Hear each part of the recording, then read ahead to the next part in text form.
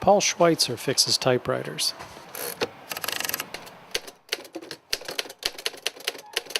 He joined his father's company in New York City in 1959, and his son Jay followed suit.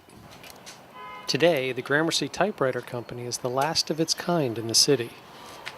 The company has survived and thrived by servicing newer technologies, like digital printers, and customers call from all over the country.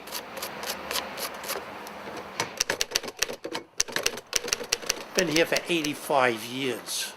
They keep coming out with new machines and new equipment, and we keep up. There's no reason why this can't just keep going.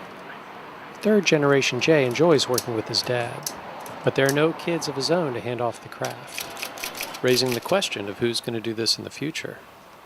Just comparing something to what I'm doing with the finished product. Still, with no let-up in demand, Paul insists typewriters are here to stay, and Paul and Jay will be here to fix them. My lifetime and my son's lifetime, there'll be plenty of business in New York City.